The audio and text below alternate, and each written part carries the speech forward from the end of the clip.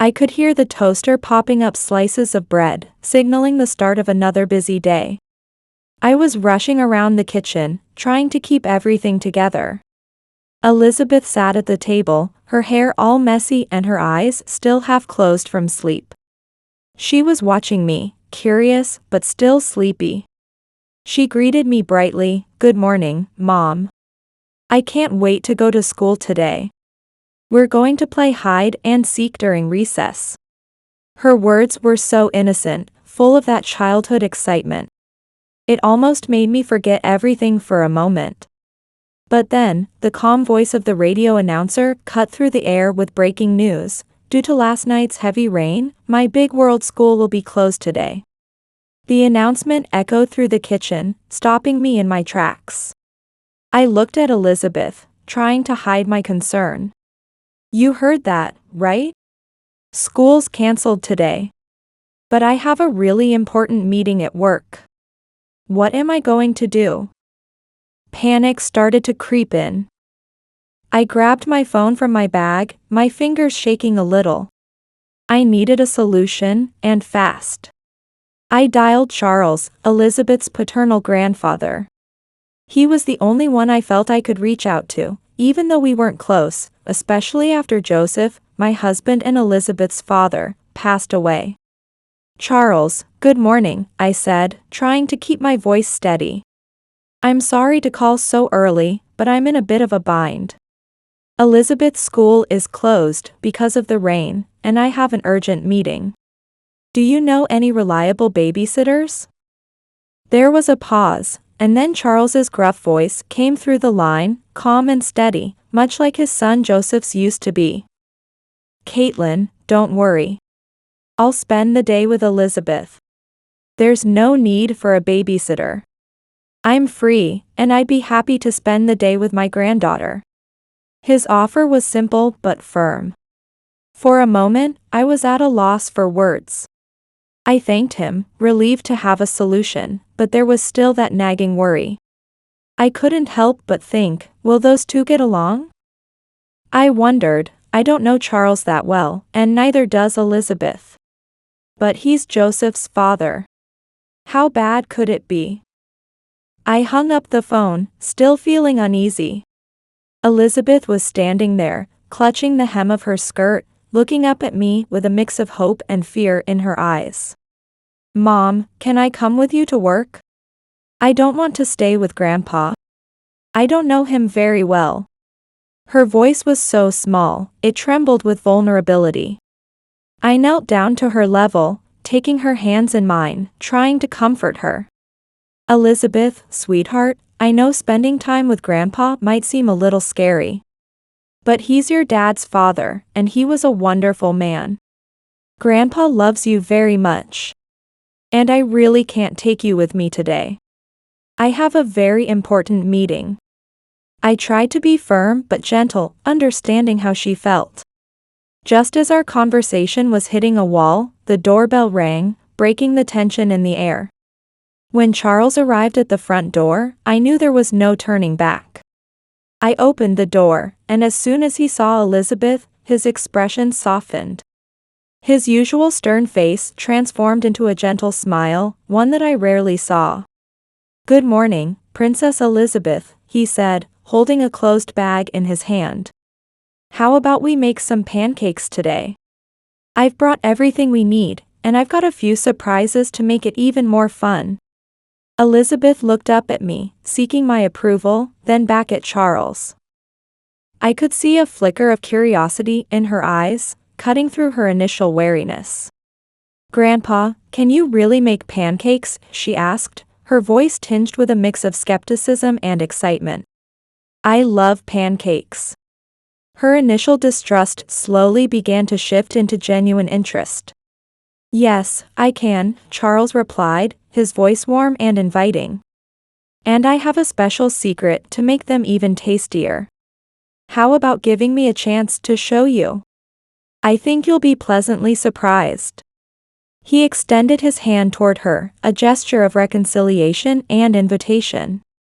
I watched them, feeling a tightness in my chest.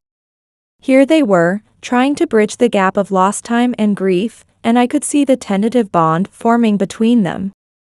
I gave Elizabeth an encouraging smile and whispered, "I'm sure you'll have a great time. Just give it a try." As I moved closer to Charles, I whispered softly, "Please, don't mention my husband. If she asks about what happened, just tell her that your son was a hero." Charles nodded, and there was a silent, meaningful exchange between us. I could see he understood the weight of what I was asking. I went to grab my car keys, and as I left for work, I knew the kitchen would become a stage for Charles and Elizabeth. A place where they could share a moment and perhaps find a way to connect, despite everything that had come between them. Charles began the morning with a voice full of anticipation. "Elizabeth, let's make some pancakes for breakfast. Do you like chocolate?" His simple question felt like an invitation to a world Elizabeth had yet to explore. It was an attempt to build a genuine connection through the simple act of making breakfast together. Elizabeth hesitated for a moment, but the idea of making breakfast herself intrigued her. "Yes, I do. And I like strawberries too." Her response was modest, but it was exactly the bridge Charles had been waiting for. "Great. Then our special pancakes will have strawberries and chocolate." There was a sense of comfort and confidence in Charles's voice as he found common ground with his granddaughter. The kitchen transformed into a learning space filled with flavors and aromas. As Charles explained the process, he showed her how mixing the dry ingredients before adding the liquids could make the batter better. Elizabeth watched every detail and movement carefully. "Do you want to give it a try?" Charles asked, holding out a wooden spoon, encouraging Elizabeth to take part. Inspired by his trust in her, Elizabeth felt a surge of courage to give it a go. Together, they embarked on the task of making the perfect pancake. This activity was more than just preparing breakfast, it was an opportunity to share moments of teaching and learning, creating memories along the way. But that day, an unexpected incident occurred between them. As the batter began to bubble in the pan, Charles explained the precise moment to flip the pancake. "Now, quickly and firmly," he instructed, demonstrating as Elizabeth tried to mimic his movements with slightly trembling hands. The first attempt wasn't perfect. They laughed together at the misshapen pancake, realizing that perfection wasn't the goal. "See? With practice, you'll get better. Let's try again," Charles encouraged, and Elizabeth, now more relaxed, was ready to give it another shot. I was walking through the glass doors of my office building. It was like stepping out of one world and into another. The moment I crossed that threshold, leaving the warmth of home behind, a wave of anxiety washed over me. I couldn't help but wonder, did I do the right thing leaving Elizabeth with Charles today? As I hurried down the hallway toward my office, the emptiness of the corridor seemed to echo my own loneliness, amplifying the distance between me and my daughter. I kept telling myself that Charles was a trustworthy man. He loved Joseph deeply, and I knew he loved Elizabeth too. But doubts crept in. What if things didn't go well? What if he didn't know how to care for Elizabeth in the way she needed? When I finally reached my desk, I tried to focus on my work. But my thoughts kept drifting back to Elizabeth, trying her best to bond with her grandfather. I wondered, should I have planned more activities for them? Did Elizabeth think I didn't want to be with her? Guilt hung over me like the heavy air before a storm. I tried to reassure myself, whispering, "I'm doing my best." I needed to concentrate on my job, but my heart just wasn't in it. Then Crystal appeared, bringing with her the familiarity of everyday life and a touch of genuine concern. She asked me if something was wrong, telling me I could talk to her about anything. As she sat down next to me, ready to start her day, I could see the sincere worry on her face. I took a deep breath, feeling a momentary relief in being able to confide in someone. I explained how Elizabeth was with her grandpa today, and since Joseph's passing, it was the first time they'd spent so much time together. I admitted that I was trying not to worry, but it was hard. I didn't want to put my little girl in such a difficult situation. I even whispered that I wished I could have just brought her to work with me. Crystal listened attentively, nodding in understanding. She reassured me, saying Charles was a good man and loved Elizabeth, that everything would be all right. She reminded me that Joseph was a hero, and today was probably a good day for Charles too, a chance to make the most of the time he had with Elizabeth. Her words, meant to comfort, struck a deeper chord within me. They made me think about not just my own feelings, but also about what Charles and Elizabeth might be experiencing. I responded, "You're right, Crystal. I hope today helps them get to know each other better, create new memories, and maybe even heal some old wounds." I allowed myself to feel a glimmer of hope. I needed to stay focused on my work, but my thoughts kept drifting back to my daughter and her grandfather. They were connected by a missing piece, a bond formed through shared loss. Elizabeth and Charles were sitting at the kitchen table. The sweet scent of chocolate and strawberry pancakes still lingered in the air. Morning sunlight streamed softly through the window, casting a warm glow over the scene, but there was a subtle tension between them.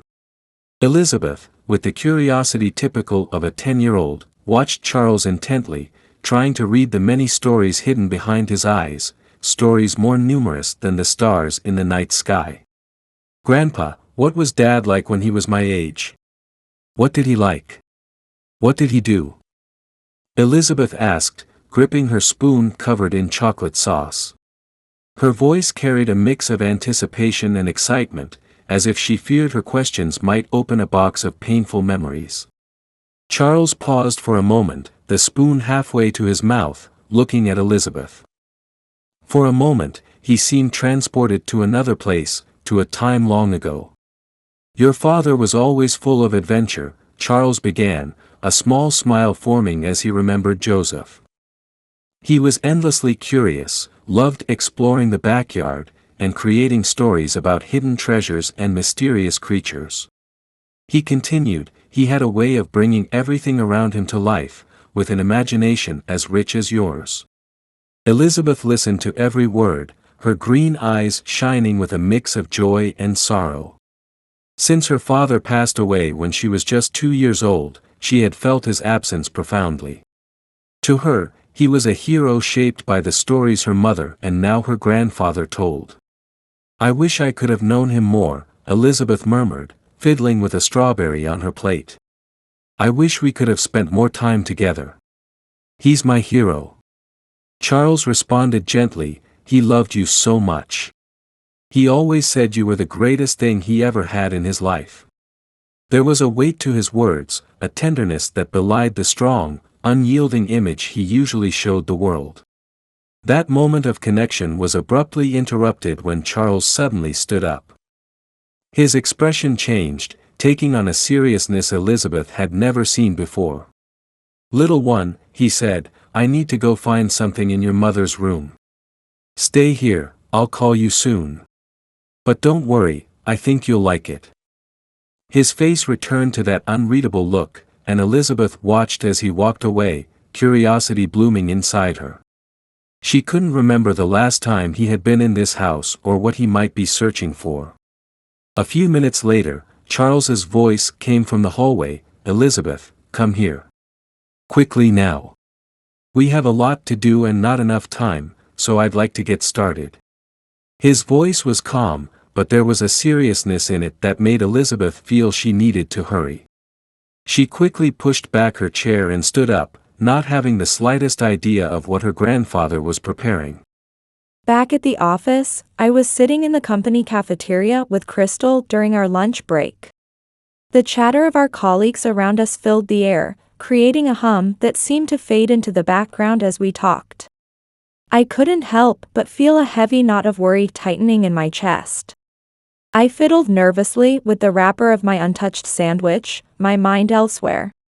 "Do you think I should call to check on Elizabeth?" I asked Crystal, my voice betraying the anxiety I was trying to hold back. Crystal, always the voice of reason, nodded reassuringly. She said I should go ahead and make the call. She told me, it's always better to know than to wonder, Caitlin. If it puts your mind at ease, there's no harm in checking in. Encouraged, I reached into my bag, pulled out my phone, and dialed home. It only took a few rings before Charles picked up. His voice sounded calm, but there was a distance to it that immediately put me on edge. "Hi, Caitlin," he said, almost as if he had been expecting my call. "I figured you'd be calling to see how things are. We're fine here, no need to worry." He spoke quickly, not leaving me much room to express my concerns or ask more questions. "Is Elizabeth nearby? Could I speak to her?" I asked, my voice tinged with a hope I couldn't quite conceal. But Charles's reply was like a cold splash of water on my already frazzled nerves. "Now's not a good time, Caitlin," he said. "Elizabeth isn't in a position to talk on the phone right now. I think it'd be best if you spoke to her when you get home. For now, just focus on your meeting." Without going into any detail, he ended the call with a curt "take care," and then the line went dead. I stared at the phone in my hand, the silence between Crystal and me growing heavier by the second. "Charles wouldn't let me talk to Elizabeth," I finally said, my voice barely above a whisper. "He just said she couldn't come to the phone right now." I felt a wave of confusion and fear wash over me, the initial worry in my chest mixing with a rising sense of dread. Not being allowed to speak to my own daughter, with no satisfactory explanation, sparked a flicker of anger deep inside me. I tried calling home again several times after that, but each attempt went unanswered, amplifying my frustration and fear. The sound of the unanswered rings became more ominous with each try, each silence more threatening, as if they were carrying a hidden meaning I couldn't quite grasp. "Why isn't anyone answering? What's going on over there? Why can't I talk to my own daughter?" I muttered, voicing my fears to Crystal as I did. A sense of helplessness started to swell within me, my mind conjuring up all sorts of worrying scenarios. If it weren't for Crystal's calm presence and her steady reassurance, I might have spiraled into full-blown panic. "Caitlin, don't jump to the worst conclusion," Crystal said, placing a comforting hand on my shoulder. "Maybe they're just having a great time together and don't want to be interrupted. They could be in the middle of a big adventure, you know how grandpas and granddaughters can be. It's not like there's been any accident." She tried to lighten the situation, but I could still feel the anxiety gnawing at my insides, making it hard to focus on anything else. But despite Crystal's comforting words, I couldn't completely shake the anxiety gnawing at my heart. What if Crystal is wrong? I whispered, my voice cracking under the weight of my fears. What if something bad has happened? How can I just sit here and do nothing? I hadn't considered the possibility of an accident before, but now that she mentioned it, the thought had taken root, and I couldn't let it go. I wanted Crystal to understand my fear, to feel the same panic that was gripping me. The thought of failing to protect Elizabeth, of not being there for her as a mother, was unbearable. Crystal insisted that I needed to trust Charles, to believe in Elizabeth, and to have faith that they were both fine. She spoke with a firmness that acted like an anchor amidst the storm of my emotions. She reminded me about the important meeting I had later, urging me to focus. She suggested I try calling again before I left for home, promising that by then, Elizabeth and Charles would surely have a wonderful story to tell me. Her words were the only thing that kept me grounded, helping me to regain some semblance of calm. After lunch, I walked into the meeting room, still carrying the storm of doubts and fears swirling inside me. As the secretary for the shareholders, each step I took seemed to echo with the sound of my own unease. What if something is wrong, and Elizabeth needs me right now? I tried to concentrate on the documents and notes in front of me, but my mind was elsewhere, imagining Elizabeth in some kind of danger or discomfort. I've been irresponsible, I thought. I left my daughter with someone who might not be able to take care of her properly. Someone who might not treat her with the respect she deserves. The weight of guilt pressed down on my chest, and a quiet sense of dread crept in. I did my best to maintain a calm, professional appearance, but I could feel the panic building inside me. Crystal must have sensed my growing anxiety because she gently placed a hand on my shoulder, offering silent support. But I could barely feel her touch, so consumed was I by my worries. Maybe I'm just overthinking, I thought, but what if I'm not? What am I supposed to do then?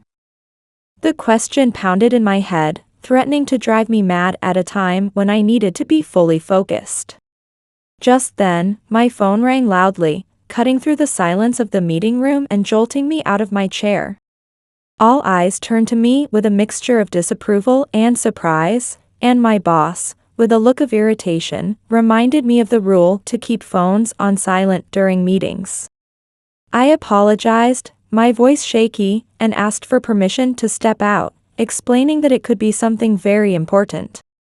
Out in the hallway, my heart was racing with the hope that Charles was finally returning my call. Maybe he was calling to explain the silence, or perhaps he was putting Elizabeth on the phone so I could finally hear her voice. But when I answered, all I heard was a monotonous, automated voice offering additional banking services. It was just an automated call from the bank. I hung up immediately, feeling a wave of helplessness rise in my throat, and tears threatened to spill over.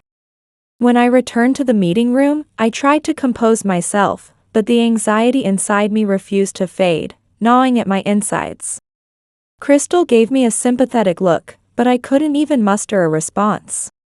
My mind was racing with a whirlwind of thoughts, while the meeting continued with discussions about strategies and goals that felt distant and unreal to me. The only thing keeping me together was the hope that everything was fine at home, that Elizabeth was safe and happy. As the meeting neared its end, the urge to rush home and see for myself that Elizabeth was okay became overwhelming. With each passing minute, that determination grew stronger.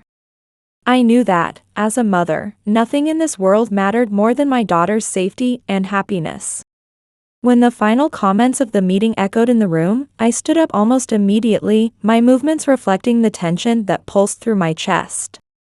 Crystal, I have to go now, I said quickly, gathering my papers and closing my laptop with trembling hands. I can't stay here any longer. I have to know that Elizabeth is all right. Something inside me is telling me I need to see her right now. My voice was a mix of determination and vulnerability. Crystal understood the depth of my concern and simply nodded, pulling me into a tight hug. Go, Caitlin. You'll see that everything's fine.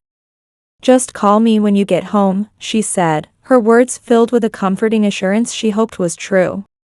After exchanging goodbyes, I hurried out of the meeting room. My footsteps echoed through the empty hallway, each step carrying me closer to freedom. Every step heightened the mix of fear and fierce determination I felt, like a mother driven by an unshakable instinct to protect her child.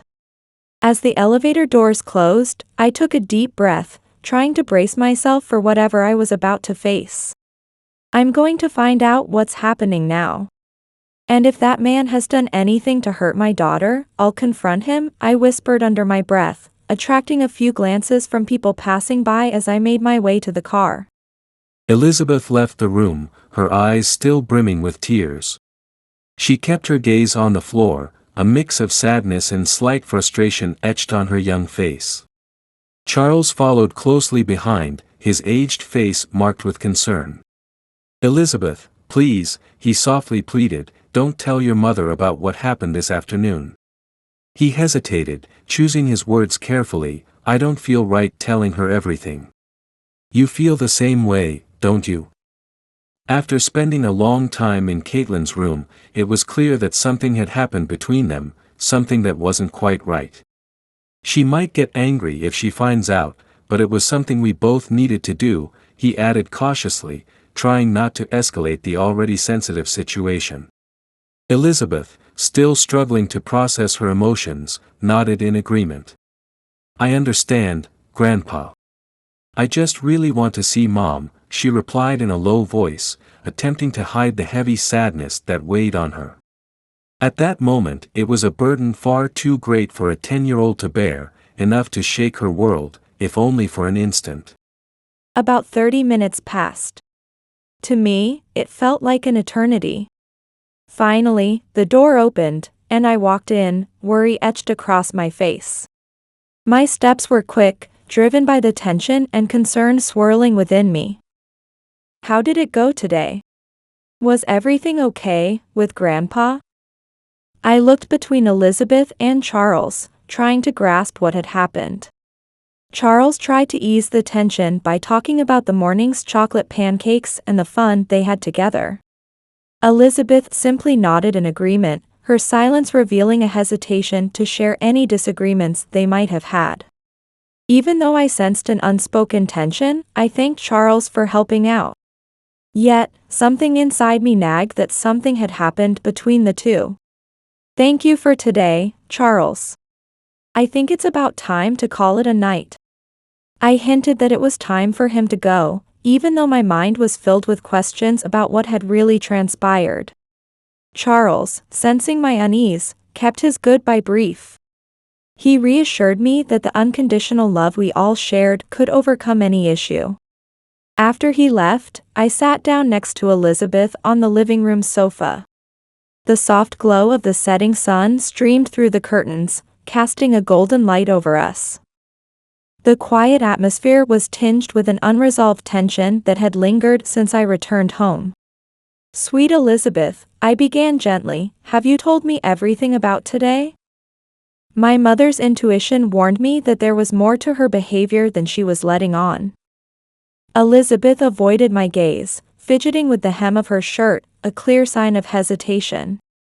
Yeah, Mom, she murmured, but her voice lacked any confidence.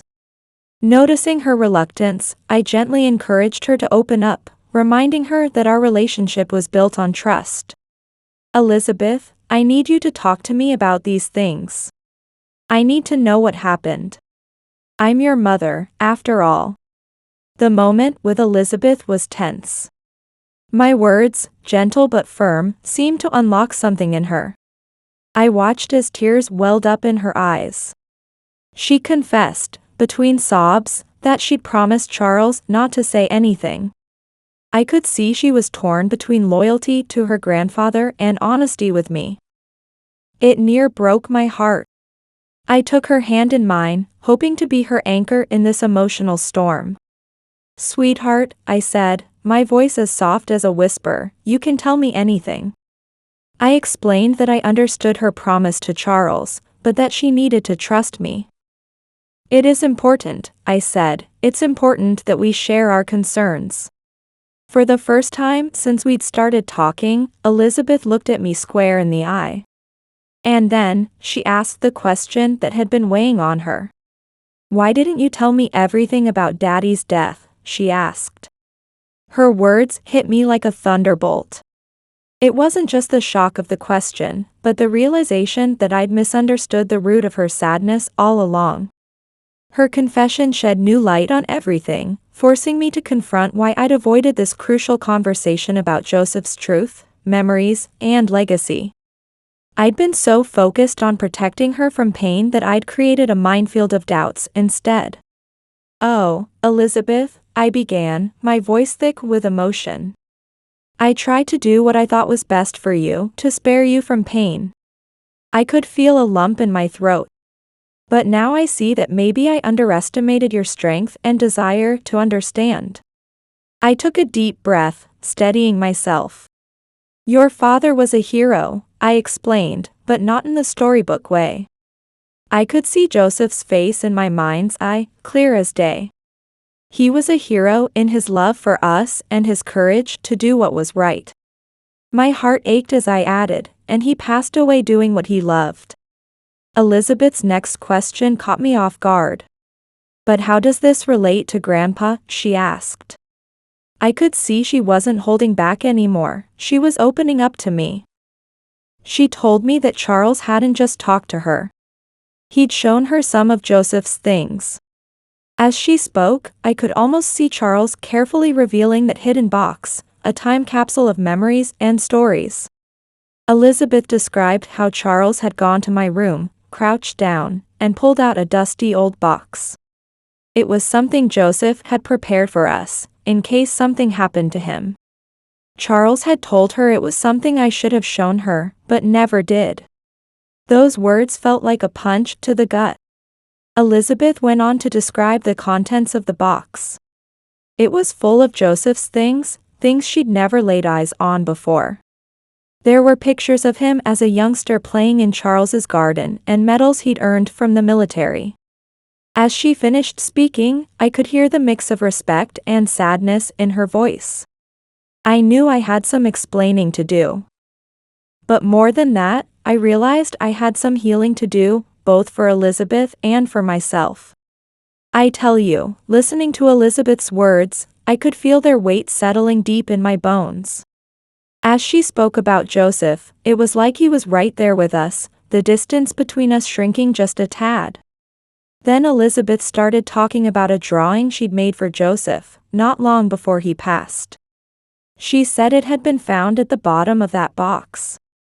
Her voice trembled as she told me how Charles said Joseph always carried that drawing with him. He loved her so much, always talking about her, Charles had said. I felt a mix of pride and pain wash over me, hearing about Joseph's unconditional love for our daughter. As our talk deepened, Elizabeth shared more about her time with Charles, exploring Joseph's memories. She told me how Charles had regaled her with stories of Joseph helping in the garden, and how he was always thinking about Elizabeth's future adventures, studies, and dreams. The way she looked at me, seeking confirmation, near broke my heart. I was moved beyond words, realizing how precious this moment was for her. It was like a bridge between past and present, allowing Elizabeth to know her father in a way words alone never could. "That's something special, Elizabeth," I managed to say. "Your daddy had a heart of gold, and he loved us something fierce, even if he's not here with us now." I asked her, trying to keep my voice steady, what else Charles had told her. Encouraged by my openness, Elizabeth started detailing the contents of the box.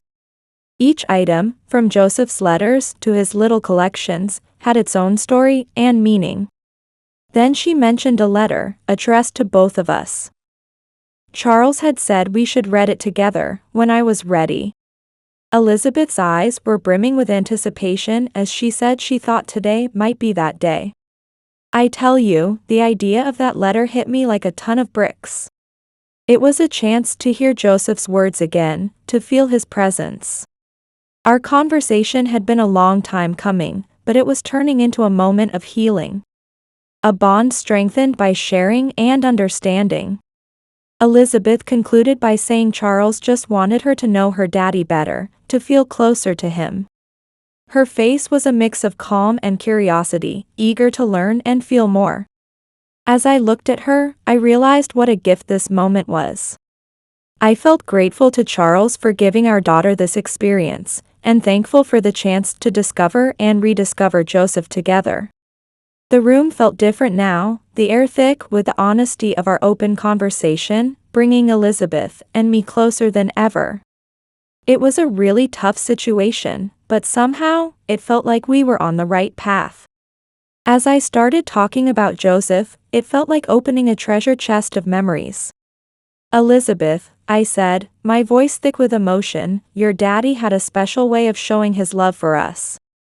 Everything he did was like a love letter in its own way." I asked her about something Charles had mentioned, about leaving something in her bag before he left.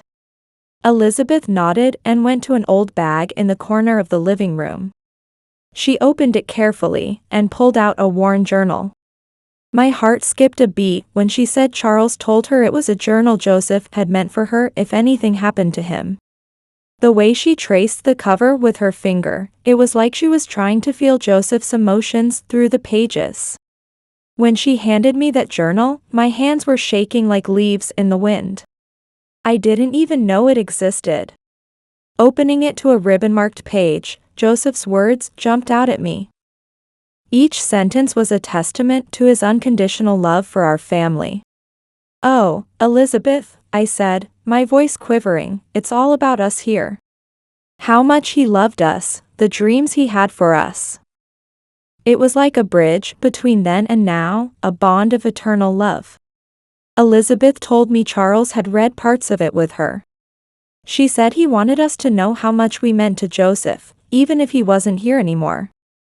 Her words were simple, but they carried the weight of a love that transcends existence. Then, hesitantly, Elizabeth brought up a topic we'd been tiptoeing around. She said Charles had told her how Joseph died. My heart caught in my throat as she continued. Charles had been careful, she said, trying not to hurt her. He'd told her that Joseph had died in a shootout during a military operation. Charles had been there, had seen it all. I tell you, it felt like the ground was crumbling beneath my feet. The reality of those words hit me like a ton of bricks. Charles had never before shared such vivid details about Joseph's final moments. I reckon he was trying to spare me from that painful truth. Elizabeth's voice dropped low as she continued. She said Charles had tried to help Joseph, but there wasn't time. The silence that followed was heavy with the weight of love and loss woven into our family history. I hugged Elizabeth close, finding comfort in the living proof of Joseph's life right there in my arms. "Your daddy was a hero, Elizabeth," I said, my voice barely above a whisper. "Not just because of how he died, but because of how he lived. Because of the love he poured into us, and the legacy of courage and kindness he left behind." It was a difficult moment. But somehow, in the midst of all that pain, I felt a glimmer of hope. We were finally facing the truth together, and in doing so, we were honoring Joseph's memory in the best way possible. I tell you, it felt like the weight of the world had been lifted off my shoulders when I finally opened my mouth. "Elizabeth," I said, my voice barely above a whisper, "I think it's time we read that letter together. I've been waiting for the right moment, but I've waited long enough. No more excuses." You should have seen Elizabeth's face, a mix of determination and curiosity. She darted out of the room and came back with a yellowed letter fast.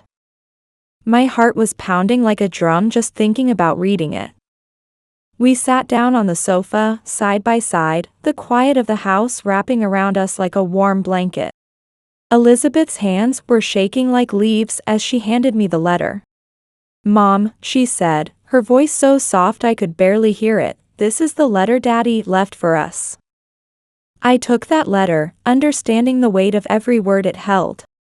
I pulled Elizabeth close and started reading out loud, each word echoing in the emotion-filled silence. Joseph's words flowed from the page, full of love and longing.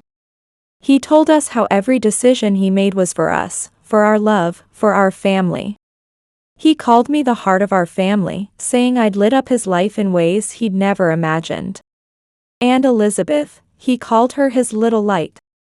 He said every day with her was a gift, her smile and laughter bringing him joy beyond words.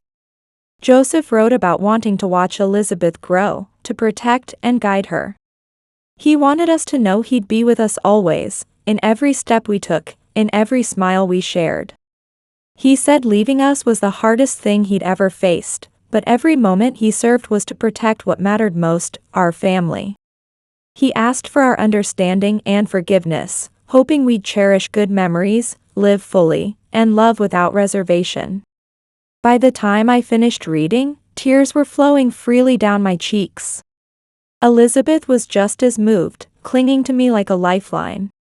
"Daddy really loved us, didn't he, Mom?" she said, seeking comfort in her father's loving words. I hugged her tight, feeling a mix of pain and gratitude. "Yes, sweetheart," I managed to say through the lump in my throat. "Daddy loved us more than anything. And this letter is a treasure we'll cherish forever." We held each other, letting Joseph's presence wash over us through his words. That letter wasn't just a Goodbye. It was a promise of eternal love. A reminder that even though Joseph was gone physically, he'd always be with us, guiding us with his love and protection. After a while of quiet comfort, I felt the urge to share the magnitude of what we'd experienced. I got up quietly, wiping my tears, and reached for my phone. Elizabeth was still on the sofa, watching me carefully, her face gradually softening. I dialed Crystal's number, and when she answered, I started talking, my voice still shaky. "Crystal," I said, "I just had to talk to you. Everything's all right. Charles didn't do anything wrong.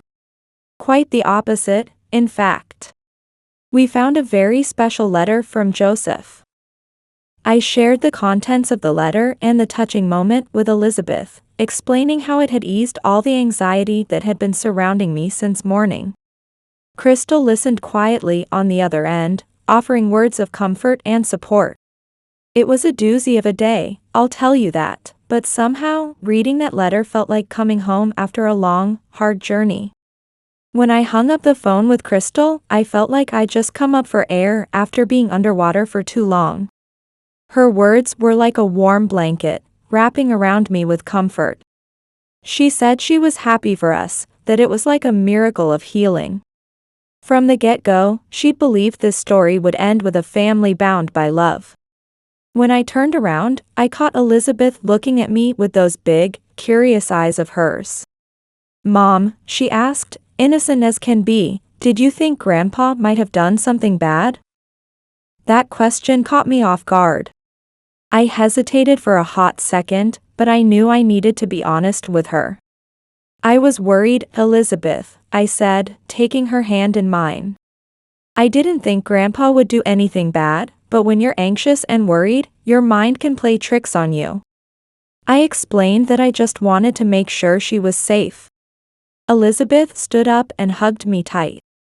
She told me Grandpa was a good person, that he'd taken special care of her today because he wanted her to know more about her daddy. Her words were like a knife to my heart, reminding me of the silent accusations I'd harbored in my darkest thoughts. I hugged her back, letting her words sink in. "You're right, sweetheart," I admitted with a sigh of relief and acceptance. I felt that today, the love Grandpa was trying to show us.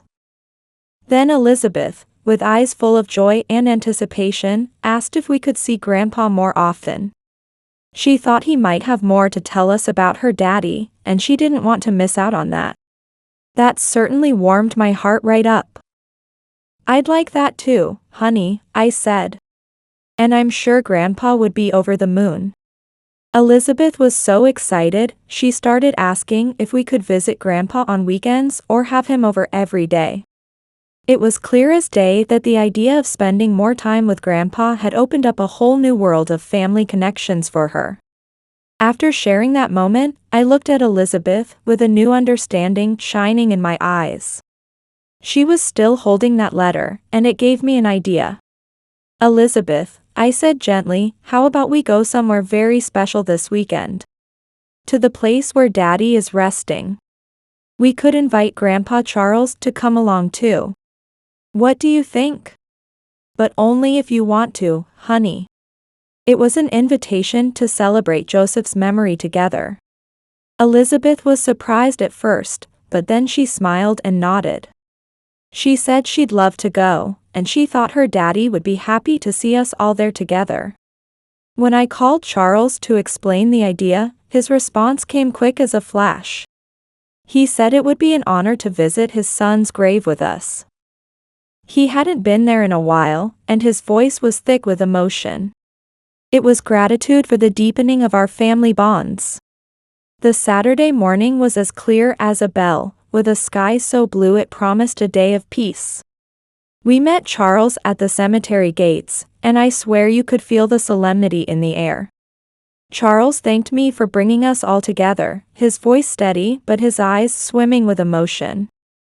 He said Joseph would be pleased to see us remembering him together. As we walked to Joseph's grave, every step felt like we were treading on sacred ground.